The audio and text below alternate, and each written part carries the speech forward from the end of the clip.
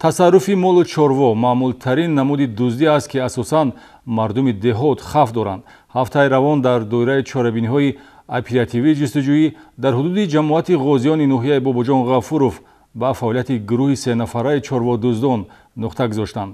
ба ҳамин монанд дар шаҳри Конибодом боизи гарм дуздии моли калони шохдор ошкор гардид. фаъолияти бобарури оперативии ҷустуҷӯӣ шӯъбачаи милитсия дар ҷамоати деҳоти Ёваи ноҳияи Бобоҷон Ғафуровро дар кушодани ҷиноятҳои дуздии чорво дар минтақаи маъмурӣ муваффақ гардонида ба ҳаракатҳои ба ҷомеа хавфноки гурӯҳи муташаккили аз 3 нафар афроди пешсудшуда созмонёфта шаҳрвандон Муллобоев Хуршед Маҳмудҷонович соли таваллудаш 1999, Ҷамолов Парвиз Фарҳодович соли таваллудаш 2000 ва Ҷураев Файзулло Урунбоевич соли таваллудаш 1974 истиқоматкунандагони ҷамоати деҳоти унҷии ноҳияи Бобоҷон Ғафуров нуқта гузошт. Қати Файзлоҳро рӯзона сухтиркида рафтем дидем. Шабаш фардошанда ондем. Хуршед телефон кудем омад, мошин киде рафтем. Гирон бор кидем. Шабона соати 9. Чанд сар гӯсфанд? 7 сар. Чикор кардед ба? Хони Хуршед оварда рафтем. баъди тасарруфи 7 сар моли майдаи шохдор аз ҳудуди ҷамоати ғозиён ва муроҷиати ҷабрида ба мақомот ки санаи 3 май ба вуқӯъ пайваст, милитсия дар пайи муайян ва дастгир намудани дуздон шуда комёб гардид.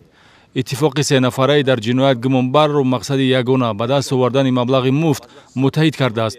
онҳо барои пайдо кардани макони қуллаи дуздибоб рӯзона гирду атрофро сайри иктишофӣ намуда ҳадафи интихобшударо шабона бо истифода аз сабукрав ба яғмо мебурданд. ҳамҷӯ рафтам як оғил будад бинанда. Амно рафтаму пагашми мошин гифтиму рафтиму амно боркада гуром рафтим. ҳар се гумонбаршуда Муллобоев, Ҷураев ва Ҷамолов дар дуздӣ манфиатдор буда иҷрои уҳдадориҳои ба зимма гирифта онҳоро ба ҳадаф мерасонид. чунончи санаи 3 май тахминан соати 21:30 аз оғилхонаи Наимҷон Сангинов сокини ҷамоати деҳоти ғозиён 7 сар моли майдаи шохдорро тасарруф намуда 6000 сомонӣ зарар мерасонанд ки баъдан бо мусоидати милитсия зарар барқарор гардид. то ифтор кунаму буроми сони молои дарорам хони модар рафтам дудар өсунтар он светар биён ки соат 10 шуд овози гов буромад ба аскар биён гӯспанд нест гирифта рафтиян. дар идомаи коркардҳои оперативию тафтишотӣ ва криминалистӣ собит шуд ки дастгиршудаҳо Парвиз Ҷамолов ва Хуршед Муллобоев моҳи апрел 6 сар моли майдаи шохдори ба сокини шаҳри Хуҷанд тааллуқ доштаро низ бо арзиши 5000 сомонӣ дар ҳудуди ҷамоати ғозиён тасарруф карданд.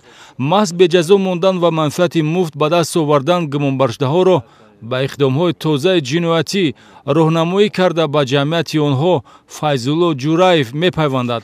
бо дастгир шудани иттифоқи сегонаи ҷиноятӣ ки ба тасарруфи чорвои сокинони ҷамоати деҳоти ғозиён машғул буданд, хафӣ расондани зарари молумулкӣ бартараф ҷиноятпешаҳо аз ҷомеа дур карда шуданд.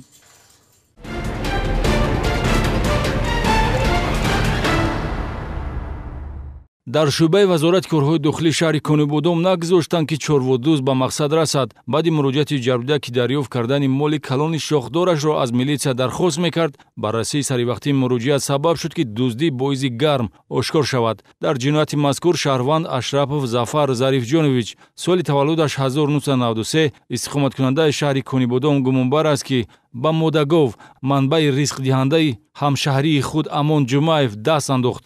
Қатана хоб будagi, ҳамин саранда будagi, ҳамин сар омдаги пушириб рафтаги. ҳодисаи дуздии санаи 16 май дар дили шаб тахминан соати 1:30 содир шудааст. гумонбаршуда Зафар Ашрапов аз ҳудуди заминҳои саҳроии бригадаи рақами 14 ба номи Энаҷон Боиматова воқеъ дар ҷамоати деҳоти Пулотони шаҳри Конибодом ки дар масофаи наздик ба ҷои зисташ ҷойгир аст, 1 сар моли калони шохдор тасарруф намудааст ки 9000 сомонӣ арзиш дорад. ҷузъиёти фарқкунандаи ин ҷинояти қасдона дар он аст ки гумонбаршуда дар шаби бозор чорворо дуздида мақсад дошт ба аввалин харидор онро фурӯшад, аммо милитсия аз ӯ пеш гузашт. гуфтамед камонед ки дар ҳамон вазъият чанд сар гов буда онҷа? 3 сарша дидам.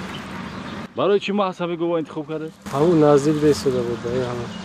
махкумати тафтишотӣ яке аз омилҳои асосии дуздида шудани молу чорвои хонагиро дар беназорат гузоштан дар заминҳои саҳроӣ ё дашту боғҳои кушод медонад ки аз чунин фурсати муносиб дуздон моҳирона истифода бурда моликияти шаҳрвандонро ба яғмо мебаранд. гумонбаршуда Зариф Ашрапов гузаштаи доғдоркунандаи ҷиноятӣ дошта соли 2019 дар Федератсияи Россия барои дуздӣ суд шудааст. такроран рӯй овардан ба пешаи ҷиноят ӯро аз неъмати озодӣ муддате бенасиб хоҳад кард.